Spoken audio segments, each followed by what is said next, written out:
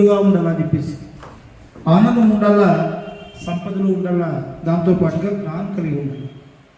జ్ఞానం లేకుండా ఇవి రెండు ఉంటే ప్రయోజనం చేసి పోనీ పై ఒకటి ఆనందం లేకున్నట్లుగా సంపద ఉండి జ్ఞానం ఉన్న ప్రయోజనం చేసి ఆనందం మనిషి కదా, ఎంత సంపాదించినా అతృప్తిగా పోతే మనిషి ప్రయోజనం చేసి కదా, అది కూడా ఉంది. కాబట్టి ఆనందం మాత్రమే ఉండేసి ఇవి రెండు లేకపోయినా కష్టం, సంపద లేకపోయినా జ్ఞానం లేకపోయినా ఆనందంగా ఉన్నటువంటి సాధ్యం ప్రాంతం ఉండేకి అది అవకాశం కాదు. కాబట్టి మంచి మూడు కలిగి ఉండాలని చెప్తుంది.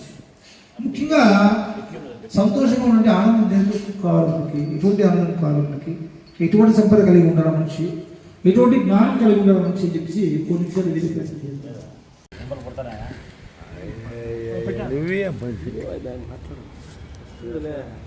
చూస్తాను ఇక్కడ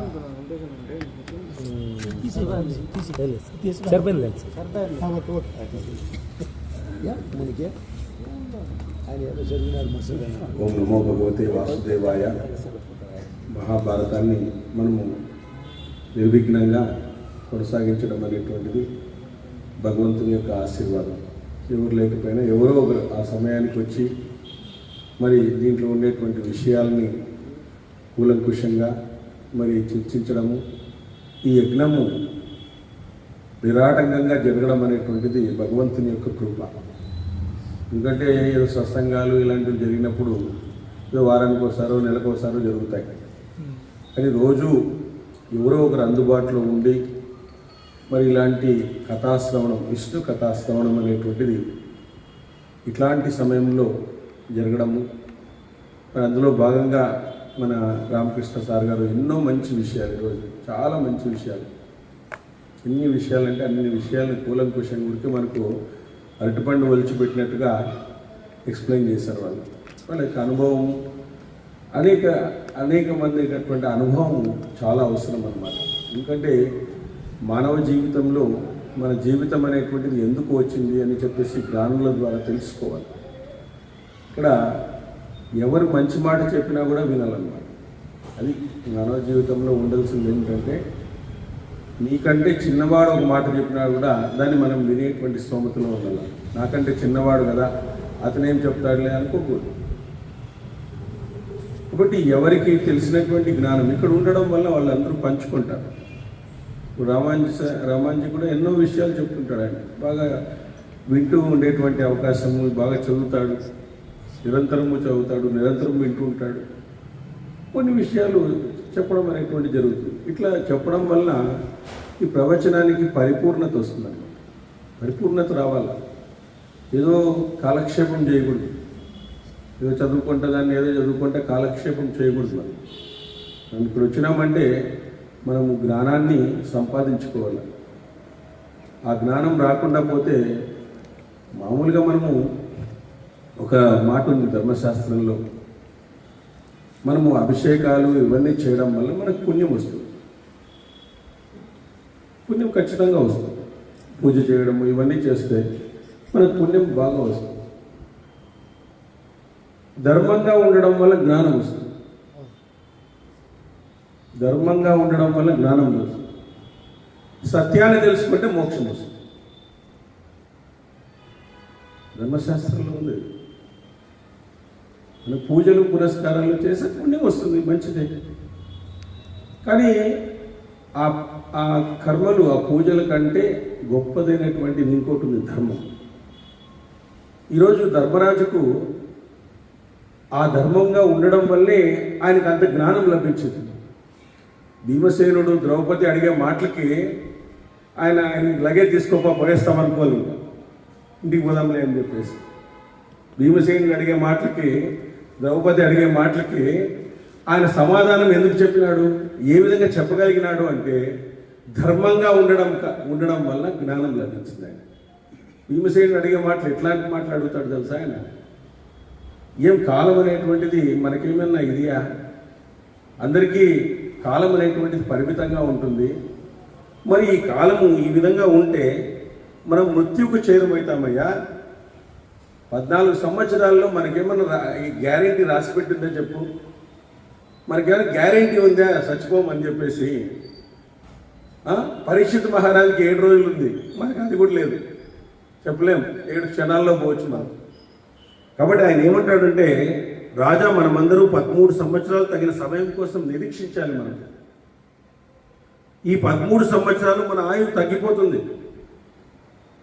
రోజు గడుస్తున్న కొద్దీ సమాధికి దగ్గర అవుతున్నాం. మనం దేవునికి దగ్గర అవుతామో లేదో తెలియదు, కానీ సమాధికి అయితే దగ్గర అవుతున్నాం. అవునా లేదా చెప్పండి? సమాధికి దగ్గర అవుతున్నాం, దేవునికి దగ్గర అయ్యేది అది వేరే విషయం. కాబట్టి మనం ప్రతి క్షణము విలువైందే. మనం వ్యర్థ సంభాషణలో కాలం గడపకూడదు. జ్ఞానులు అనేటువంటి వాళ్ళు జ్ఞాన చర్చల్లో పాల్గొనాలి. తమకు లభించినటువంటి జ్ఞానాన్ని ఇతరులకు పంచాలి. ఇతరులకు పంచినప్పుడే నీ జ్ఞానం పెరుగుతుంది. ఇతరులకు పంచకపోతే ధనం అనేటువంటిది ఇతరులకు పంచితే తగ్గుతుంది. జ్ఞానం అనేటువంటిది ఇతరులకు పెంచితే పెరుగుతుంది.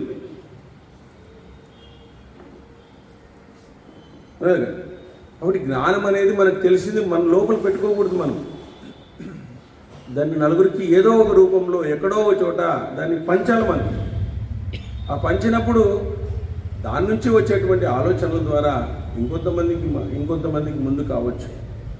కాబట్టి ఆ జ్ఞానం వల్లనే, ఆ ధర్మం ఉండడం వల్లనే అంత జ్ఞానము ఎవరికి? ధర్మరాజుకు లభించింది.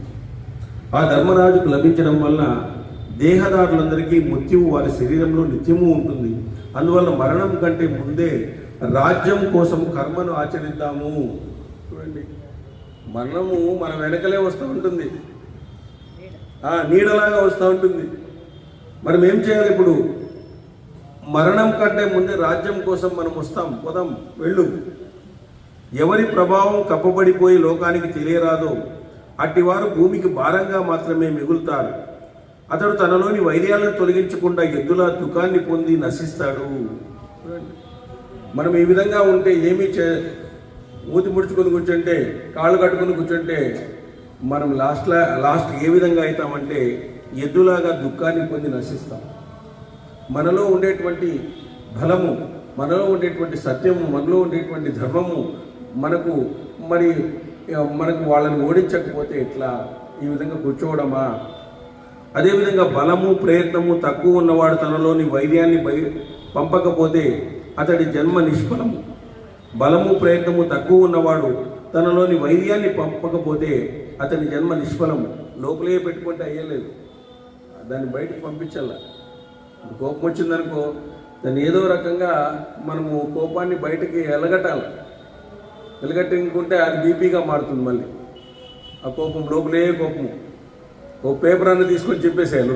కోపం వచ్చినప్పుడు ఏదైనా పేపర్ తీసుకొని గట్టిగా చెప్పేసేస్తే అయిపోయి కోపం వెళ్ళిపోతుంది. అట్లా కొన్ని టెక్నిక్స్ ఉన్నాయి. కోపం వచ్చినప్పుడు లేదో 1-2 వేయించుకోవడము, లేదో గ్లాస్కి ఉంటే కింద వేసేసేయడము, ఏదో ఒకటి అంటుంటారు. కొంతమంది కోపం వచ్చినప్పుడు గ్లాస్ తీసుకొని కింద వేసేస్తారు. ఏదో ఒకటి చేస్తా ఉండాలి. మనం ఏదో కోపం బయటికి వెళ్ళిపోవాల, లోపలే ఉండకూడదు. అది పంచుకోవాలి. మనిషి అనేటువంటి హృదయం అనేది తేలిగ్గా ఉండాలి. కొంతమందిని చూస్తే ఎంత బరువుగా ఉన్నారనిపిస్తుంది నాకు.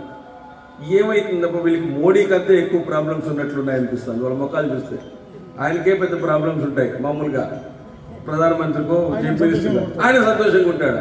ఆయన రామాయణం టీవీ రోజు 9 గంటలు అయితేనే రామాయణం చూస్తాడంట, మధ్యాహ్నం 3 గంటలు అయితే భారతం చూస్తాడంట, రాత్రి పండుకునేదో భాగవతం చూస్తాడంట 1 గంట హాయిగా రిమోట్లో వేసుకొని. ఆయనకి ఏం కావాలంటే అది యా ఛానల్ కావాలంటే ఆ ఛానల్ పంపిస్తారు వాళ్ళు. రోజు హిందీలో వింటూ ఉంటాడు. ఆయన అనేక విషయాలు వింటూ ఉంటాడు. ఆయనే 2 గంటలు 3 గంటలు ఎవరికి సమయం వీడు 1 గంట సేపు యోగా చేస్తాడంట. ఒకసారి ఆయన వంట చేసుకుంటాడు లోపలికి పోయి, మీరు ఎవరు పోండి నేను చేసుకుంటానంటాడు. ఇట్లా వాళ్ళ దినచర్యలు ఆ విధంగా ఉంటాయి. మనం అనుకుంటాం ఎంత బిజీగా ఉంటారు వీళ్ళని. వాళ్ళేం అంత బిజీగా ఉండరు. వాళ్ళు చెప్పేది ఆదేశాలు ఇస్తూ ఉంటారు, వాళ్ళు జరుగుతూ ఉంటాయి అంతే. వాళ్ళేం పెద్దగా పట్టించుకోరు. ఏదో మీటింగ్స్ ఉంటే తప్ప, ఏదో పెద్ద వాళ్ళు వచ్చినప్పుడు తప్ప ఆ విధంగా ఉండదన్నమాట. సో కాబట్టి రాజా, నీ 2 బాహువులు సువర్ణంపై అధికారం కలిగినవి. నీ కీర్తి పృథు చక్రవర్తితో సమానమైంది. యుద్ధంలో శత్రువుని చంపి బాహుబల సౌపార్జితమైనటువంటి ధనాన్ని మనం అనుభవిస్తామయ్యా. మనం ఉండదేమే అనుభవించడానికి. రాజా, శత్రువు దమన తను మోసగించిన శత్రువుని చంపినవాడు నరకంలో పడినా సరే అతనికి నరకం స్వర్గతుల్యమైనదే. తను మోసగించినాడు వాళ్ళు, మోసగించినటువంటి శత్రువుని చంపితే ఒకవేళ నరకం వచ్చిందనుకో అది స్వర్గమే ఉన్నట్లే. మనకి చంపేసినాం కదా వాడిని, ఫస్ట్ మనకు కీడు చేసిన వాడిని చంపేసినాం కదా, అది స్వర్గమే మనకి. కాబట్టి అసహనం వల్ల కలిగే సంతాపము అగ్ని కంటే ఎక్కువ మంటను పుట్టిస్తుంది. రోజు చూడండి అసహనం, మనకి ఇంత ఐశ్వర్యం ఉంది, ఇంత బలం ఉంది, ఇన్ని రకాలైనటువంటి గొప్ప కీర్తి ఉంది మనకు. ఈ అసహనం వాళ్ళని ఏమీ చేయలేకుండా పోతున్నామే. వాళ్ళు మనకు మామూలుగా ఓడించలేదు కదా, వాళ్ళు ఏదో కక్ష పెట్టుకొని ఓడించినారు.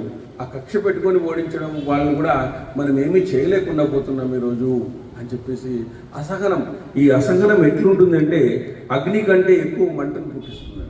కొంతమంది వ్యక్తులు ఎదుటి వాళ్ళని చూస్తే అసహనంగా ఉంటున్నారు, వాళ్ళతో ఎదురుగా మాట్లాడరు, వాళ్ళకి సంస్కారంగా ఏదైనా చెప్పడం కానీ ఏమి చేయరు. వాళ్ళకి ఒక అసహనం పడకూడదు. ఒక జ్ఞానిని చూస్తే మనం అసహనం పడకూడదు, గొప్ప వాళ్ళని చూస్తే అసహనం పడకూడదు. వాళ్ళలాగా మనం ఎదగాల అనుకోవాలా, ఏదో వాళ్ళు చెప్పిన మాటను చూసా తప్పకుండా పాటించాలి. కాబట్టి ఇలాంటివన్నీ కూడా మనం అసహనం అనేటువంటిది ఎలా ఉంటుంది అంటే, తప్పిస్తూ నేను రాత్రింబవళ్ళు నిద్రించలేదు, నాకు అసహనంగా ఉంది. భీముడు అంటున్నాడు, చాలా అసహనంగా ఉందయ్యా, నాకు నిద్ర పట్టడం లేదు. కుంతీనందుడైనటువంటి ధనుర్విద్యలో శ్రేష్ఠుడైనటువంటి అర్జునుడు గుహలో సింహంలా ఉన్నాడయ్యా. కుంతీనందుడైనటువంటి అర్జునుడు ఎలాంటి వాళ్ళనైనా కూడా జయించేటువంటి వాడు ఎలా ఉంటాడంటే ఈరోజు గుహలో బంధించినటువంటి సింహంలా ఉన్నాడు. నీ వల్ల ఈరోజు ఆయన ఊరికే కూర్చున్నాడు, ఏం పని లేక పట్టలేక హాయిగా కూర్చున్నాడు. ఏమిటిది అని భీమసేనుడు అడుగుతున్నాడు. లోకంలో ధనుర్ధారులందరినీ ఎదిరించగల ఒకే ఒక వీరుడు అర్జునుడు. ఇతడు గజరాజు వలె క్రోధం వల్ల కలిగిన సంతాపాన్ని నిగ్రహించలేకుండా పోతున్నాడు. ఎవరినైనా కూడా సంహరించేటువంటి వాడు అర్జునుడు. సకల విద్యలు ఆయనకున్నాయి. అలాంటి వాడు తన కోపాన్ని నిగ్రహించలేకుండా పోతున్నాడు. ఆయన కోపంగా ఉన్నాడు. నేను ఒకటే కాదు, ద్రౌపది కోపంగా ఉంది, నేను కోపంగా ఉన్నాను, అర్జునుడు కోపంగా ఉన్నాడు. నిగ్రహించలేకుండా పోతున్నాం మేము అసలుకి ఏం చెప్తున్నాడు. నకుల సహదేవులు వీరమాత కుంతి నీ ప్రియాన్ని కోరుతూ జట్ల వలె మూగవాణిలా మాట్లాడుకున్నా ఉన్నారు. నకుల సహదేవులు ఉన్నారు, కుంతి ఉంది, వాళ్ళు ఏమంటే లోపలికేమో ఉంది వాళ్ళకి, కానీ వాళ్ళు మూగవాణిలా మారిపోయినారు. ఇప్పుడు ఏమిటి ఇదంతా కూడా? సుంజయ వంశీయ వీరులతో పాటు బంధువులందరూ నీ ప్రియాన్ని కోరుకుంటున్నారు. నీ ఒక్కడివే ప్రతి వింధ్యుని తల్లి ద్రౌపది, మేమిద్దరం మాత్రం సంతాపాన్ని పొందుతున్నాం. నేను చెప్పేది అందరికీ ఇష్టమే, మనమంతా కష్టంలో ఉన్నవారమే, అందువల్ల అందరూ యుద్ధాన్ని అభినందిస్తారు. కష్టంలో ఉన్నాం కాబట్టి మనం అందరూ యుద్ధం చేస్తే అందరూ అభినందిస్తారు. వెరీ గుడ్, బాగా చేసినారు మీరంతా అని చెప్పేసి. రాజా, మనకంటే అల్పబలం గల నీచులు దుర్యోధనాదులు రాజ్యాన్ని అపహరించి అనుభవిస్తున్నారు. ఇంతకంటే పాపాత్మమై మిక్కిలి దుఃఖాన్ని కలిగించే విపత్తు ఇంకేముంటుందయ్యా? ఈరోజు ఏం చేశారు వాళ్ళు? మనకంటే అల్పమైనటువంటి నీచులు వాళ్ళు. అదేవిధంగా దుర్యోధనాదులు రాజ్యాన్ని అపహరించినారు. ఈరోజు మన కుట్రతో అపహరించినారు, అనుభవిస్తున్నారు కూడా వాళ్ళు. ఇంతకంటే పాపాత్మై మిక్కిలి దుఃఖాన్ని కలిగించే విపత్తు ఇంకేమైనా ఉంటుందా? ఇంతకంటే దుఃఖం ఏమైనా ఉంటుందా మనకి? పరంతప, నువ్వు స్వభావ దోషం వల్ల దయాపరుడవడం వల్ల మృదు స్వభావంతో ఇతరుల కష్టాలను సహిస్తున్నావు. అందువల్ల నిన్నెవరు ప్రశంసించడం లేదు. నువ్వేం చేస్తున్నావు ఈరోజు? ధర్మము అని చెప్పేసి స్వభావ దోషం వల్ల. నీకు స్వభావం ఏమి? నా స్వభావమే ధర్మం అన్నావు నువ్వు. నా స్వభావమే ధర్మం. వాడు నాకు ఎదుటివాడు మంచి చేస్తాడా చేయడానికి నాకు సంబంధం లేదు. నేను వాడికి మంచి చేయడమే చేస్తాను. వాడు చెడు చేసినా పర్వాలేదు. ఒక తేలుని మనము పోతూ ఉంటే ఒక ఆయన కాపాడుతున్నాడంట. కాపాడుతూ ఉంటే ఆయన అడుగుతున్న, ఏమయ్యా తేలు కుడతా ఉన్నా కాపాడుతున్నామంటే, దానికి కుట్టడం స్వభావము, నాకు కాపాడడం స్వభావం అన్నాడు. ఆ స్వభావంగానే మారిపోయింది ఆయనకి. అందువల్ల నువ్వు సహిస్తున్నావు. ఇది ఎవరు అభినందించరు, నిన్నెవరు ప్రశంసించరు. రాజా, నీ బుద్ధి అర్థజ్ఞానం లేకుండా కేవలం వేదాక్షరాలను ఉద్ధరించే మందమతి అయిన శ్రోత్రుని వలె గురువచన నామాసురం నష్టమైంది. గురువుపదేశ తత్వాన్ని తెలిసినవాడు కానీ తెలియజెప్పేవాడు కాదు. తత్వాన్ని తెలుస్తాడు కానీ ఆయన ఏం తెలియజెప్పేవాడు కాదు. గురువుని కూడా నిందిస్తాడు భీముడు. చూడండి ఏమన్నాడు? నీ అర్థజ్ఞానం లేకుండా కేవలం వేదాక్షరాలను, అంటే మనకు డబ్బు సంపాదించుకొని హాయిగా ఉండేది అది లేకుండా నువ్వు వేదాక్షరాలను ఉత్తరించే మందమతి అయిన స్తోత్రుని వలె గురువచన అనుసరణ చేత నష్టమైంది గురుపదేశాన్ని తెలిసినవాడు కానీ తెలియజెప్పేవాడు కానీ లేడు. గురుపదేశాన్ని అందరూ చెప్తారే కానీ దాన్ని తెలియజెప్పేవాళ్ళు విశదంగా చెప్పేటువంటి వాళ్ళు లేరు మనకు. కాబట్టి మనకు నీ మందబుద్ధి వల్ల ఈరోజు నీకు బుద్ధి మందగించింది. దయాళు అయిన నువ్వు బ్రాహ్మణులా ఉన్నావు, అసలు క్షత్రియ వంశంలో ఎలా పుట్టావో తెలియడం లేదు. ఇప్పుడు ఎంత నువ్వు ఏదో ఇప్పుడు చూస్తే నువ్వు బ్రాహ్మణులాగా తయారైపోయినావు లాస్ట్కి. ధర్మము ధర్మము ధర్మము అని చెప్పేసి క్షత్రియ వంశంలో ఎలా పుట్టినావో నాకే తెలియదు. నువ్వు క్షత్రియ జాతిలో సాధారణంగా క్రూరమైన బుద్ధి గల వాళ్ళు జన్మిస్తారు. క్రూరమైన బుద్ధి ఉండేటువంటి వాళ్ళు శత్రువులను నాశనం చేసేటువంటి వాళ్ళు జన్మిస్తారు. కానీ నువ్వు చూస్తే చాలా వేదాధ్యయనం అంటున్నావు, ధర్మం అంటున్నావు, గురోపదేశం అంటున్నావు, ఇవన్నీ దాంట్లో లింక్ చేస్తున్నావు. అవి మనకు సంబంధించినవే కాదంటాడు. ఏదో బ్రాహ్మణులు చేసేవి అవన్నీ కూడా మనకు సంబంధించినవి కాదు అంటున్నాడు. మహారాజా, మరువు చెప్పిన రాజధర్మాలను విని ఉన్నావు. క్రూరులు, మోసగాండ్రు, మన హితానికి వ్యతిరేకంగా ఆచరించేవారు, శాంతి లేని చిత్తం గలవారు, దుర్మార్గులైన దాతరాష్ట్రులు ఎందుకు నువ్వు క్షమిస్తున్నావు? ఎందుకయ్యా నువ్వు క్షమిస్తున్నావు? అసలు క్షమించడంలో ఏమీ నీకు తెలుస్తుంది? వాళ్ళంతా క్షమిస్తున్నావు. బుద్ధి, బలము, శాస్త్రజ్ఞానము, అభిభాజ్యం కలిగినటువంటి నువ్వు కొండ చిలువల ఏమీ చేయలేకుండా ఉన్నావు. కొండ చిలువ ఏమంటే పడుకునేసి ఉంటుంది, దగ్గరకు వస్తే తప్ప పట్టుకోదు. అట్లా కొండ చిలువలాగా ఉండిపోయినావు నువ్వు. ఒకే దగ్గర ఉండిపోతున్నావు. కుంతినందన, అజ్ఞాతవాస సమయంలో మనల్ని కనబడకుండా ఉంచాలనుకున్న దుర్యోధనుడు వాడికి నువ్వు కప్పిపుచ్చాలనుకుంటున్నావు. ఇది ఎలా ఉందంటే పిడికెట్టు గడ్డి పోచలతో హిమవత్ పర్వతాన్ని కప్పుదామన్నట్లుంది. అజ్ఞాత పర్వంలో మనకు దొరకడానికి వాడు ప్లాన్ కూడా రెడీ చేసినాడు. మనల్ని ఎవరినో కనిపెడతాడు ఖచ్చితంగా. కనిపెట్టిన తర్వాత మళ్ళీ మనకు వనవాసాన్ని పంపిస్తాడు. నువ్వు చేసేటువంటి ప్రయత్నం ఎట్లా ఉంది అంటే పిడికెడు గడ్డిపోజలతో హిమవత్ పర్వతాన్ని కప్పుదామన్నట్లుగా ఉంది. కాబట్టి పృథునందన, ఈ భూమండలం అంతా ప్రసిద్ధి పొందిన నువ్వు ఆకాశంలో సూర్యునిలాగా అజ్ఞాతిలాగా సంచరించలేవు. వాళ్ళకు కనబడకుండా మనం సంచరించడం చాలా కష్టం. అజ్ఞాతిలాగా సూర్యునిలాగా మనము తేజోవంతులు, ధర్మం కలిగినటువంటి వాళ్ళు, ఎన్నో ఇవన్నీ కొంత ఫేమస్ అయినటువంటి వాళ్ళు కదా. మేమందరూ కూడా ఖచ్చితంగా ఎక్కడో చోట కనబడతాం మనం. అట్లా ఇట్లా కాదు.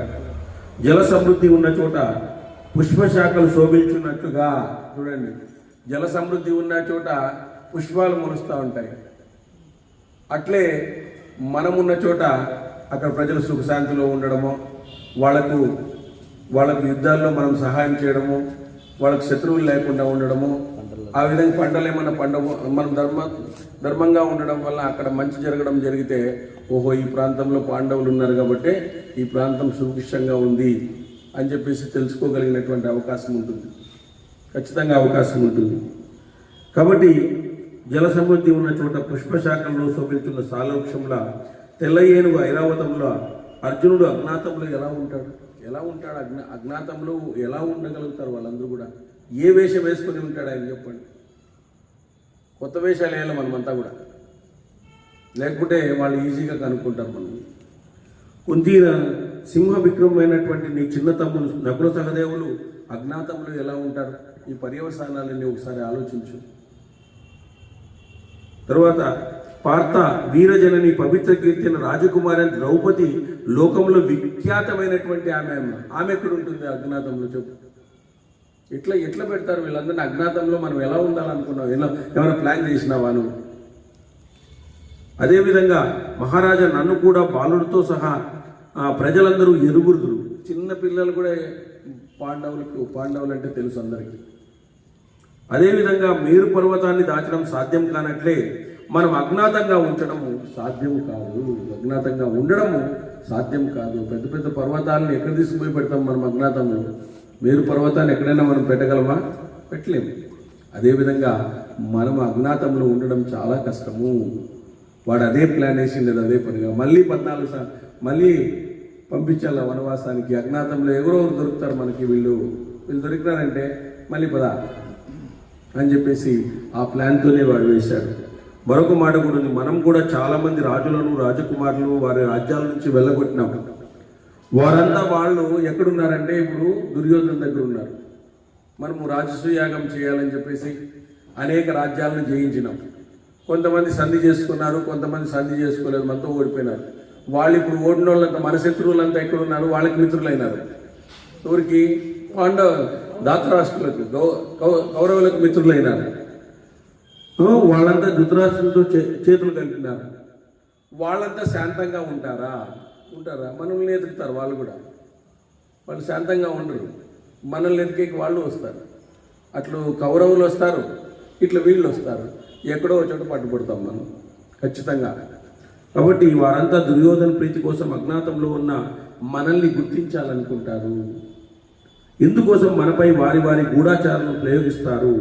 వారు మనల్ని గుర్తించి దుర్యోధనకు చెప్తారు. అప్పుడు భయంకరమైన నరకంలో పడతాం మనం. ఇంకో నరకం. ఈ 14 సంవత్సరాలు అయిపోయింది కదా అనుకునే లోపల మళ్ళీ 14 + 14 అవుతుంది. ఏం పరిస్థితి మనం చెప్పు. ఇవన్నీ ఆలోచించి ఒకసారి. ఇప్పటికీ మనం 13 నెలల వనవాసం బాగానే చేసినాం. 13 మాసాలను పరిణామం చేత 13 సంవత్సరాలుగా గుర్తించి, ఇప్పుడు 13 నెలలు అయింది మనం చేసి. ఈ 13ని 13 మాసాలుగా గుర్తించేసే ఇంకా వెళ్ళిపోయి ఇంకా ఆక్రమించుకుందాం. ఇదేదో అయిపోయింది 13 నెలలు అయిపోయింది, సంవత్సరం 1 నెల అయిపోయింది. ఇంక దీన్ని పొడిగించే అవకాశం లేదు. మనము వెళ్ళి వాళ్ళని యుద్ధంలో జయిద్దాం. మాసం సంవత్సరానికి ప్రతినిధి అని మనుషులు చెప్తారు. యజ్ఞంలో సోమలతకు బదులుగా పూతికను ఇచ్చినట్టుగా నువ్వు ఈ 13 మాసాలను 13 సంవత్సరాలుగా స్వీకరించేసేవయ్యా. 13 సంవత్సరాలు అనుకో, అయిపోయింది అనుకో, మన వనవాసం అయిపోయింది అనుకో. ఇంకా అదేవిధంగా రాజా మంచివారిని మోసే ఒక మంచి ఎద్దునకు బాగా పుష్టిగా ఆహారాన్ని ఇవ్వడం ద్వారా ఈ పాపం నుంచి నువ్వు విముక్తుడవుతావు. మేము మంచివారిని మోస్తున్నాం, నిన్ను మోస్తున్నాం ఈరోజు. మాకు బాగా ఆహారం అంటే ఇప్పుడు యుద్ధం మాకు ఇవ్వాలి. మాకు బాగా ఆహారం ఇవ్వాలంటే మాకు యుద్ధం ఇవ్వాలి. భీముడు నాకు యుద్ధమి, అర్జునునికి యుద్ధమి, మేము చూసుకుంటామంతా. మాకు అది ముఖ్యం. ఒక ఎద్దుకి ఏ విధంగా పుష్టికరమైన ఆహారం ఉంటే అది ఆనందంగా ఉంటుందో, యజమాని కోసం ప్రయత్నిస్తుందో, అదేవిధంగా మాకు యుద్ధాన్ని ఇస్తే మేము నీ కోసం పనిచేస్తాం, సంపాదించుకుంటాం మళ్ళీ. కాబట్టి అందువల్ల రాజా శత్రు సంహారానికి నిశ్చయం చేయి. క్షత్రియులకు యుద్ధం కంటే వేరొక్క ధర్మం లేదు. క్షత్రియులకు యుద్ధం కంటే వేరొక్క ధర్మం అనేటువంటిది లేదు. మనం యుద్ధం చేసే మనం సాధించాలా. కాబట్టి 13 నెలల్ని 13 సంవత్సరాలుగా భావించి మనం యుద్ధానికి సన్నద్ధం చేసుకుందాం. మాకు యుద్ధం అనేటువంటిది ఇస్తే మాకు బాగా ఆహారం ఇచ్చినట్లే నువ్వు.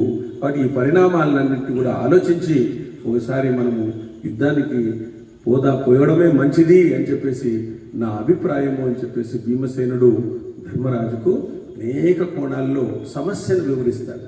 అనేక కోణాల్లో ఆయన చూడండి ఎంత నీట్గా ఆ సమస్యను అనేక కోణాల్లో వివరిస్తాడు. అది చాలా ముఖ్యం. ఒక సమస్య వచ్చినప్పుడు దాన్ని మనము పరిష్కారం లేదు అనుకుంటాం, కానీ పరిష్కారం ఉంటుంది. బీగం తయారు చేసినప్పుడు బిగించవు తయారు చేసే ఉంటాడు. బిగించవు లేకుండా బీగం ఉంటుంది ఫస్ట్. కాబట్టి ప్రతి సమస్యకు పరిష్కారం ఉంటుంది. కానీ మనం ఆలోచించే విధానం అనేటువంటి తప్పుగా ఉన్నప్పుడు దానికి పరిష్కారం దొరకదు. కాబట్టి ఈ పరిష్కారం దొరకాలి అంటే ఇలాంటి ఆలోచనలు మనం వింటూ ఉండాలి. ఇలాంటి ఆలోచనలు మనం వింటూ ఉండడం ద్వారా మన జీవితంలో వచ్చేటువంటి సమస్యలు ఏవైతే ఉన్నాయో వాటిని మనం పరిష్కరించుకొని ఆనందంగా ఉండడానికి మనం ప్రయత్నం చేస్తాము. ఆనందంగా ఉండడం అనేది, ఎందుకంటే మనిషి హృదయం ఎప్పుడు తేలిక కావాలి. ఆ తేలిక కాకుండా పోతే వాడికి ఆనందం రాదు. ఆ తేలిక అయ్యేటువంటి మార్గం ఏమిటంటే వాడుకునే సమస్యలను చాకచక్యంగా పరిష్కరించుకోవాలా. దానికి అనేకమైనటువంటి మార్గాలు ఉంటాయి. ఆ మార్గాలన్నింటినీ కూడా మనకు మహాభారతం అందిస్తుంది. మహాభారతము మన యొక్క చరిత్రే, కలియుగంలో మానవుల యొక్క చరిత్రే మహాభారతం, పంచమ వేదం. ఇలాంటి కథలను మనం వినడం వల్ల మనలో జ్ఞానం అనేటువంటిది అంకురిస్తుంది. ధర్మం పట్ల వ్యామోహం చెందుతాము. కాబట్టి ఆ ధర్మం పట్ల వ్యామోహం చెందితే మనకు జ్ఞానం అనేటువంటిది భగవంతుడు ఇస్తాడు. ధర్మాన్ని పట్టుకునే వరకు భగవంతుడు జ్ఞానాన్ని ఇవ్వడు. ధర్మాన్ని పట్టుకున్నటువంటి వాళ్ళకి జ్ఞానం ఇచ్చినాడు. ధర్మాన్ని పట్టుకోకుండా జ్ఞానం సంపాదించడం, నువ్వు పాండిత్యాన్ని సంపాదించవచ్చు, కానీ జ్ఞానము భగవంతుడే ఇస్తాడు. నువ్వు ధర్మంగా ఉంటే ఇస్తాడు, ధర్మంగా లేకుండా పోతే ఒక్కటి కూడా ఇవ్వడు. అది గుర్తుపెట్టుకో. ధర్మంగా ఉండు, ధర్మం చెర, సత్యం వద, ధర్మం చెర. మన పురాణాలు చెప్పినటువంటి గొప్ప వాక్యం అది. సత్యాన్ని తెలుసుకో, ధర్మాన్ని ఆచరించు. కాబట్టి నీకు కావాల్సిన జ్ఞానము వస్తుంది, నీకు కావాల్సినటువంటి మోక్షము వస్తుంది. జ్ఞానం దైవతు కైవల్యం, జ్ఞానం నుంచినే కైవల్యం వస్తుంది. నహి జ్ఞానేన ముచ్యతే పవిత్రమిది ముచ్యతే అంటాడు. అంటే జ్ఞానానికంటే అద్భుతమైనది, జ్ఞానానికంటే పెద్దగా ఉన్నటువంటిది, జ్ఞానానికంటే అతీతమైనది ప్రపంచంలో ఎక్కడ లేదు అర్జున. దాని ముందు తెలుసుకో అని చెప్పేసి భగవద్గీతలో కృష్ణ భగవానుడు చెప్పాడు. కాబట్టి జ్ఞానం సంపాదించుకుంటే మనం ధర్మంగా ఉంటే మన జ్ఞానం అనేటువంటిది ఈ రోజుకైనా వస్తుంది. కాబట్టి ధర్మాన్ని మనం పాటించాలా. ఆ ధర్మాన్ని పాటించడమే శ్రీకృష్ణుడికి మనం ఇచ్చేటువంటి నిజమైనటువంటి బహుమతి అని చెప్పేసి మనకు మహాభారతము చెప్తుంది. హరివం స్వస్తి.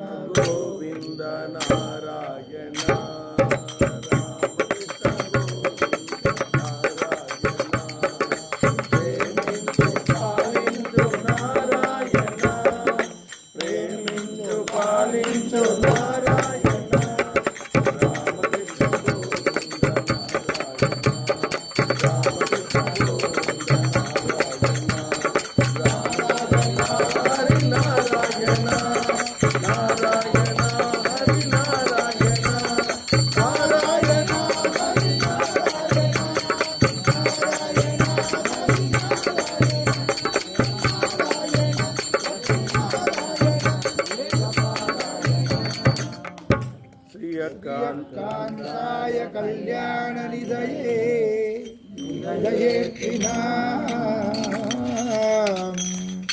श्री वेंकटनिवासाय మంగళం సత్యాయ